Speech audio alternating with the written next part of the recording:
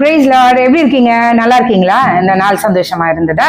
இந்த நாளின் காலையில நம்ம தியானித்துள்ள ஒரு வசனம் ஏசாயா 84ஆம் அதிகாரம் 1வது வசனம். பிள்ளை பெறாத மலடியே மகிழ்ந்து பாடு, கர்ப்ப வேதனை படாதவளே கம்பீரமாய் பாடி ஆனந்த சத்தமிடு. வாழ்க்கை பட்டவளுடைய பிள்ளைகளை பார்க்கிலும் அநாத ஸ்ரீயினுடைய பிள்ளைகள் அதிகம் என்று கர்த்தர் சொல்லுகிறார்.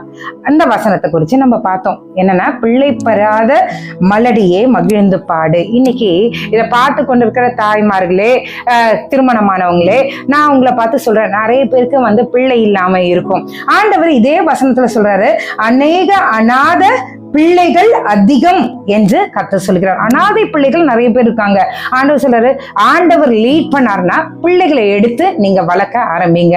அது இல்ல, எனக்கு ஆண்டவரே நீங்க என்னுடைய கர்ப்பத்தை, நீங்க கர்ப்பத்தின் கனியை நீங்க தாங்க சொல்லி ஆண்டவர் இடத்துல விசுவாசத்தோடு கேட்கும்போது கர்த்தர் கண்டிப்பா நம்மளுடைய விசுவாசத்தை அங்கீகரிக்கிற தேவனா இருக்கிறார். உங்களுக்கு முன்னாடி நானே சாட்சியா இருக்கேங்க. திருமணமாகி எனக்கு 10 வருடம் கழித்துதான் கர்த்தர் எனக்கு கொடுத்தார். அதுவும் சுகப்பிரசவத்தோடு ஒரு ஆண் மகனை கர்த்தர் கட்டளையிட்டார். நாங்க செய்தது என்னன்னா, அவர் பேர்ல மட்டும் தான் நாங்க விசுவாசமா இருந்தோம்.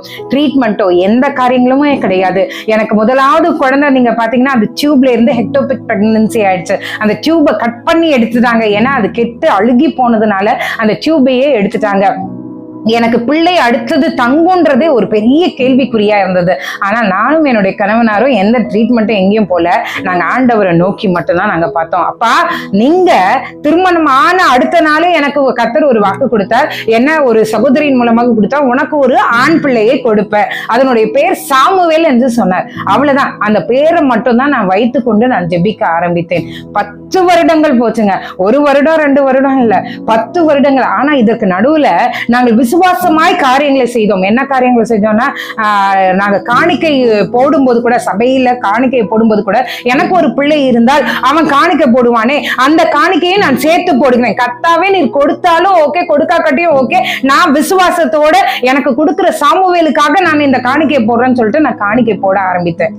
அது மட்டும் இல்லைங்க, எங்களுடைய வாழ்க்கையில எங்களுக்கு கர்த்தர் எங்களுக்கு ஃபர்ஸ்ட் ஒரு காரை பிளஸ் பண்ணார். அதுல கூட நான் பார்த்தா JEMS தான் போட்டிருப்பேன். விசுவாசத்தோட ஜீசஸ், எஸ்தர், மனோ, சாமுவேல் அப்படிதான் எழுதி இருப்பேன். ஒரு விசுவாசம், ஆண்டவரே எனக்கு கிரியை இல்லாத விசுவாசம் செத்ததா இருக்கிறது, நான் ஒரு கிரியையோட இந்த காரியங்களை நான் செய்யறேன்ப்பா, நீங்க கொடுப்பான்னு சொல்லிட்டீங்க, அதை நான் ஆண்டவரே மறுக்கவே முடியாது, நீங்க கொடுக்கிற நேரத்துல நீங்க கொடுப்பீங்க, அது வரைக்கும் எனக்கு பொறுமையை தாங்க, அதுக்காக நான் இப்பொழுதே விசுவாசித்து நான் ஜெபம் பண்றேன்னு சொல்லிட்டு ஒவ்வொரு காரியங்களும் செஞ்சாங்க. 10வது வருடம் முடிகிற நேரத்துல கர்த்தரே என்னை தட்டி எழுப்பி நீ கன்சீவ் ஆயிருக்கன்னு சொன்னாரு. என்னால இதை நம்பவே முடியல. ஆனா உண்மையிலே போய் டாக்டர் கிட்ட செக் பண்ணும்போது எனக்கு 45 நாட்களான ஒரு குழந்தையை என்னுடைய யூட்ரஸ்ல வைத்திருந்தா என்ன ஒரு சந்தோஷமா இருந்தது தெரியுமா? இன்னைக்கு இதை பார்த்து கொண்டிருக்கவங்களே நான் சொல்றேன், பிள்ளை இல்லைன்னு கஷ்டப்படுறீங்களா? கர்த்தர் வாக்கு பண்ணினாரு என்றால் அவர் கொடுக்க வல்லவரா இருக்கிறார். நீங்க அவரை நோக்கி பாருங்க. எந்த டாக்டரும் எந்த மெடிசனும் எதுவுமே நம்மளுக்கு பிள்ளைய கொடுக்காதுங்க. உங்க ஹஸ்பண்டோட ஸ்பெர்ம் கவுண்டர் இதெல்லாம் நம்பிக்கை வைக்கிறத காட்டிலும் உருவாக்கின கர்த்தர் மேல நீங்க நம்பிக்கை வைங்க. ஆண்டவரே, என்னுடைய கர்ப்பத்தை நிரப்புகிறது உங்களால மட்டும்தான் முடியும், ஆண்டவரே எனக்கு ஏற்ற ஒரு பிள்ளையை கொடுங்க அப்படின்னு சொல்லி ஆண்டவரை நோக்கி பாருங்க. கொடுக்கிற பிள்ளைக்காய், கொடுத்த பிள்ளைக்காய் கர்த்தருக்கு நன்றி சொல்லுங்க. கர்த்தர் பெரிய காரியங்களை நம்ம வாழ்க்கையில செய்வார். எல்லாரும் கண்களை மூடி ஆண்டவரை நோக்கி பார்க்கலாமா? அப்பா, நீர் எங்களுக்கு கொடுத்த குடும்பத்திற்காய் நன்றி, கொடுத்த நல்ல கணவனருக்காய், கொடுத்த நல்ல மனைவிக்காய் உமக்கு நன்றி, கொடுத்த நல்ல பிள்ளைகளுக்காய் உமக்கு நன்றி. அப்பா, எத்தனை பேர் பிள்ளை இல்லாமல் இதை பார்த்து கொண்டிருக்கிறார்களோ, அழுகையோடு பார்த்து கொண்டிருக்கிறார்களோ, ஆண்டவரே அவர்களுடைய கண்ணீரை நீர் துடைப்பீராக, அவர்களுக்கு ஏற்ற காலத்திலே பிள்ளையை நீர் கட்டளையிடுவீராக. அன்னால் தன்னுடைய இருதயத்தில் இருக்கிறதையெல்லாம் கர்த்தருடைய சந்நிதியில் ஊற்றின சில நாட்களுக்குள்ளே அவள் கர்ப்பம் தரிக்கிறதை நாங்கள் பார்க்கிறோமே. சில மாதங்கள் அல்ல, சில நாட்களுக்குள்ளே. அப்பா, இன்றைக்கும் நாங்கள் விசுவாசத்தோடு உம்மை நோக்கி நாங்கள் வந்திருக்கிறோம். எங்களுடைய இருதயத்தை உங்களுடைய பாதத்துல ஊற்றி விட்டோம். ஆண்டவரே, ஆண்டவரே நீர் ஆண்டவரே அதிசயங்களை செய்கிற தேவன். யார் யார் பார்த்து கொண்டிருக்கிறார்களோ, பிள்ளை இல்லாமல் இருக்கிறவர்களுக்கு பிள்ளை செல்வத்தினால நீர் அவர்களை நிரப்புவீராக.